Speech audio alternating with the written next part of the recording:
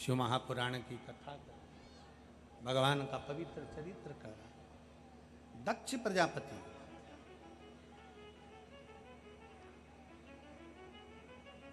प्रजापति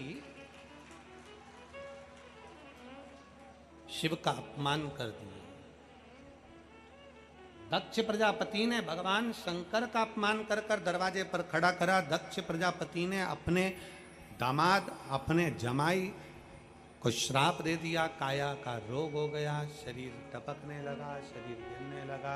भगवान का भरोसा, शरीर जब गिर रहा है, टपक रहा है, बड़ा दुखी होकर शिव की आराधना करी, शंकर की। और ऐसी भगवान शिव की आराधना करी कि भगवान शंकर ने काया के रोग से मुक्त कर दिया। काया के रोग से मुक्त किया। और काया के रोग से जब मुक्त किया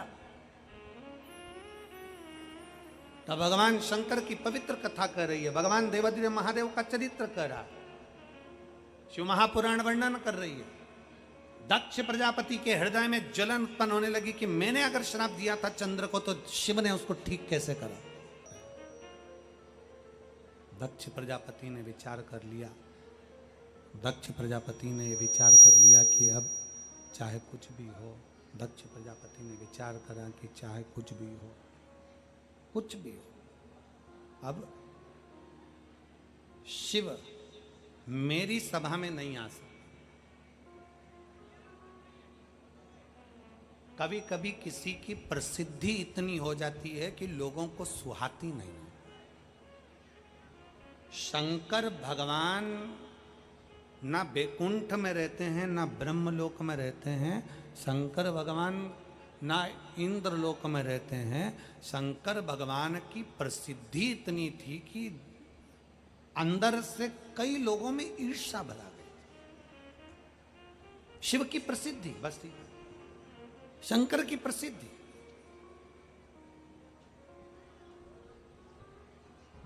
सहन नहीं हो रही थी। और आज भी कई लोग ऐसे हैं जिनको शिव महापुराण की प्रसिद्धि, शंकर के मंदिरों की प्रसिद्धि, शिव मंदिर पर जल चढ़ाना, शंकर का भजन करना, आज भी कई लोगों को रास नहीं आ रहा है। इसलिए आज भी लोग शिव महापुराण के पीछे पड़े हुए हैं कि कैसे ये शिव पुराण को क्या। शिव की प्रसिद्धि दक्ष प्रजापति को ठीक नहीं लगी थी। शंकर भगवान ने, मैंने श्राप दिया था चंद्र को, और चंद्र को श्राप दिया और शिव ने उसको ठीक कर दिया। शंकर मेरी सभा में नहीं बैठे, शिव मेरी सभा में नहीं आए।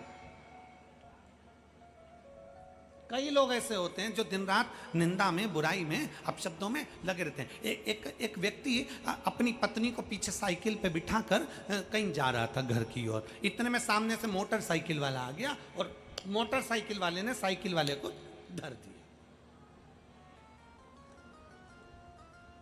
साइकिल पर पति पत्नी दोनों थे, दोनों नीचे गिर गए।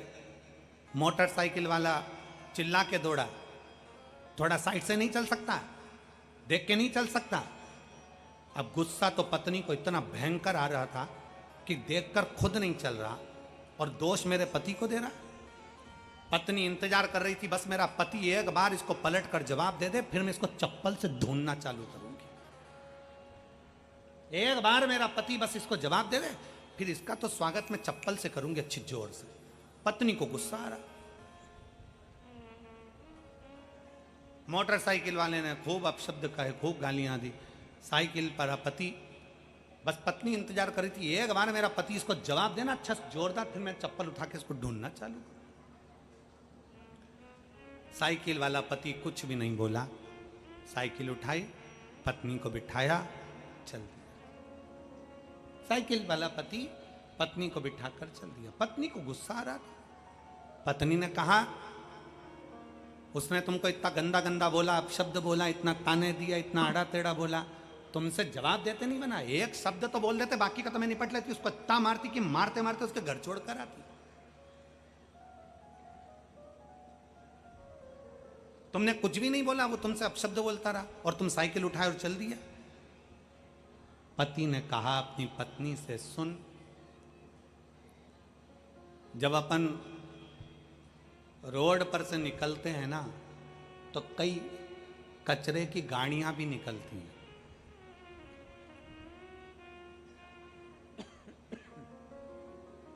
ऐसी कोई कचरे की गाड़ी नहीं होती जिसमें बदबू नहीं आती। अपना क्या फर्ज है?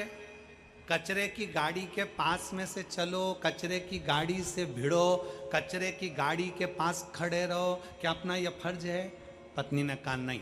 अपना क्या फर्ज है कि कचरे की गाड़ी दिख रही हो तो थोड़ी दूरी बनाओ और फिर निकल जाओ। कचरे की गाड़ी का काम है बदबू मारना, वो बिना बदबू मारे रहती नहीं है। उसी तरह रोड पे कई कचरे की गाड़ियां भुड़ भुड़ करके चलती हैं, इनसे बचने का प्रयास करो। ये इतना अपशब्द बोलते हैं कि इनसे दूर रहना अच्छा है, क्योंकि इनका काम केवल बदबू मारने का है और हमारा काम बचने का। गाली दे, अपशब्द कहें, ताना दे, आड़ा टेढ़ा बोले, भगवान कृष्ण को गालियों पर गालियां मिली, भगवान कृष्ण ने एक शब्द नहीं कहा। क्यों? भगवान को मालूम है कचरे की गाड़ी है, बहुत देर तक चिल्लाएगी। अपशब्द बोल से थोड़े दूरी बना लो, निंदा करने वालों से दूरी बना लो, अपशब्द कहने वालों से दूरी बना लो, आड़ा टेढ़ा बोलने वालों से दूरी बना लो। हम कचरे की गाड़ी के करीब में क्यों जाएं? किस लिए पहुंचे? कोई तुम्हारा को शंकर भगवान की निंदा करे और तुम वहां बैठे हो तो दुर्भाग्य है तुम्हारा। कोई फेसबुक यूट्यूब पर शंकर भगवान की निंदा करे और तुम पढ़ रहे हो, दुर्भाग्य है तुम्हारा।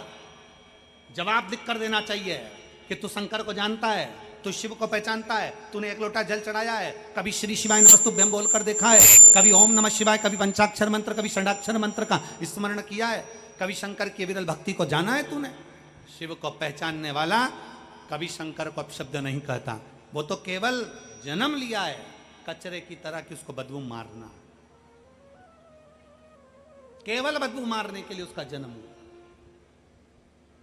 और फिर निवेदन है, शिव के मंदिर में अगर एक लोटा जल चढ़ाने के लिए जा रहे हो, कोई अपशब्द कह रहा है, अपने कानों को बंद करो, शंकर की भक्ति करो और अपने घर वापिस जाओ। शिव निंदा ना तो सुनना है ना करना।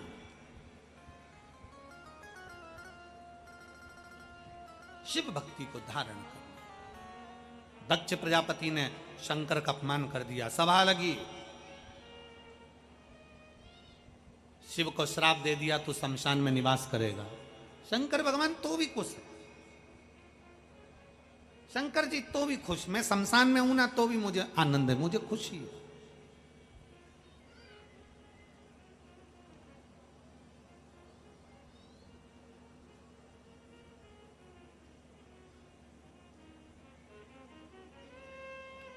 वो प्रसन्नता है।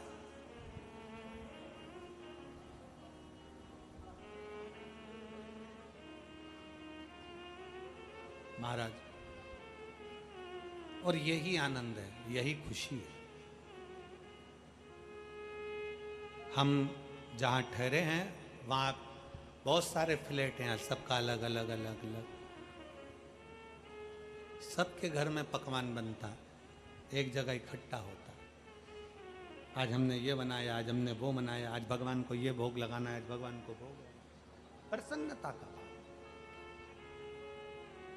हर चीज में अच्छाई देखने का जब हम प्रयास करेंगे कि बहुत अच्छी बात है, बहुत अच्छा बात है, बहुत स्मरण आनंदमय बात है, बहुत अच्छी बात है, हम अच्छाई देखते क्यों नहीं है? हम अच्छा ढूंढते क्यों नहीं? दक्ष प्रजापति को श्राप लग गया।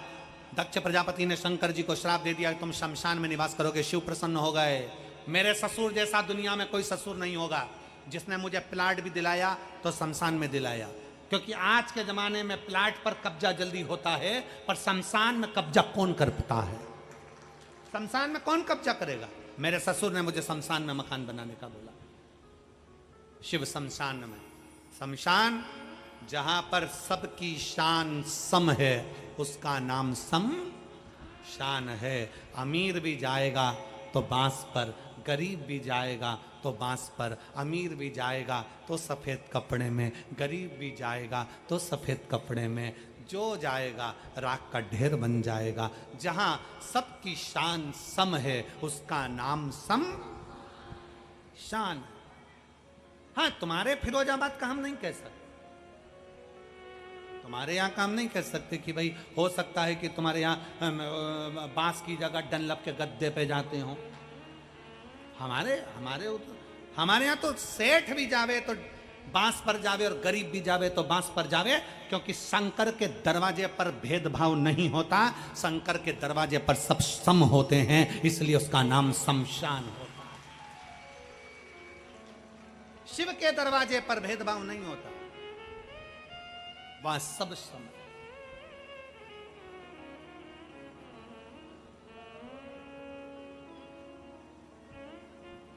और मेरे भोले तेरा सहारा।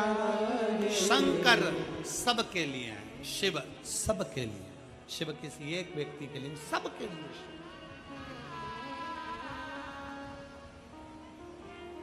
कितना कितना प्रसन्नता का विषय देखिए, जहां शिव महापुराण की कथा में जहां पूरा पंडालों में, पंडालों के बाहर जहां जहां तुमको जगह मिल गई बैठ गए, कथा सुनी। आज कथा तीसरे दिन की हो जाएगी, कल कथा का चौथा दिन, मतलब शिव महापुराण में 5 दिन की कथा होती है तो चौथा दिन, 7 दिन की कथा होती है तो छठा दिन कौन सा माना जाता है? जम के बोलो जरा। शिवरात्रि का दिन माना जाता है। तो कल हमारे कथा के भाव से देखा जाए तो कल हमारी कथा का शिवरात्रि का दिन रहेगा, और परसों के दिन कथा सुबह 8 बजे से 11 बजे तक हो जाएगी। आप अपने घर, हम बाबा के घर, भक्ति के साथ में।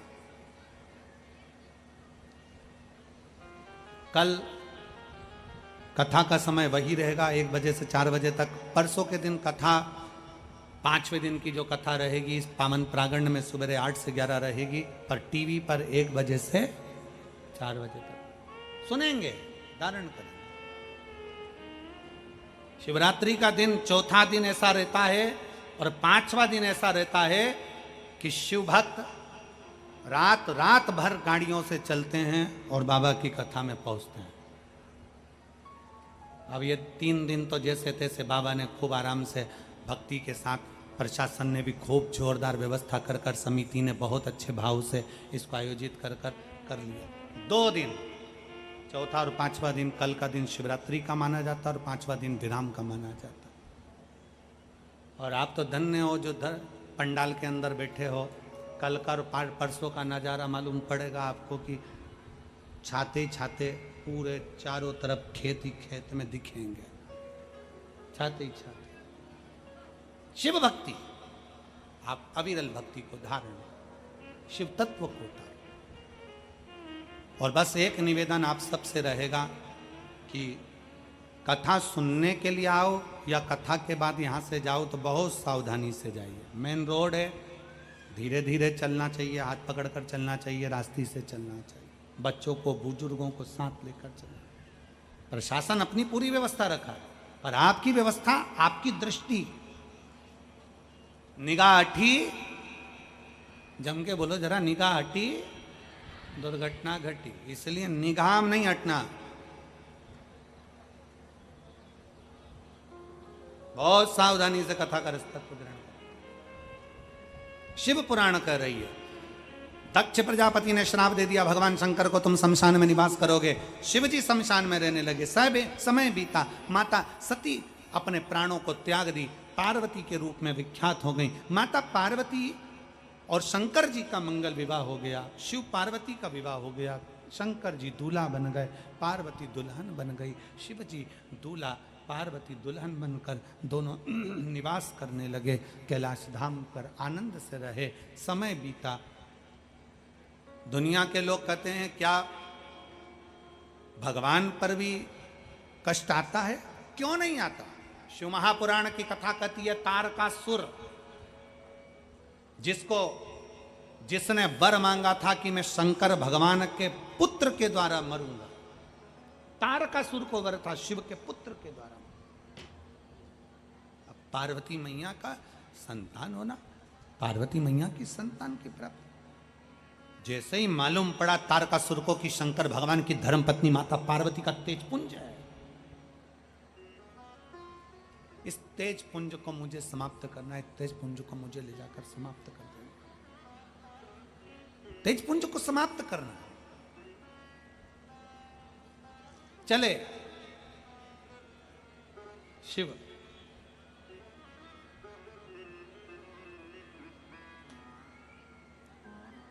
भगवान शंकर तो अपने आनंद में विराजमान थे और इतने में तारकासुर ने चाल चली, माता पार्वती जी के गर्भ से जो बच्चा जन्म लेगा, माता पार्वती जी के तेज आनंद से, शिव के तेज पुंज से जो बच्चा जन्म लेगा उसको मैं मार दूंगा, समाप्त कर दूंगा।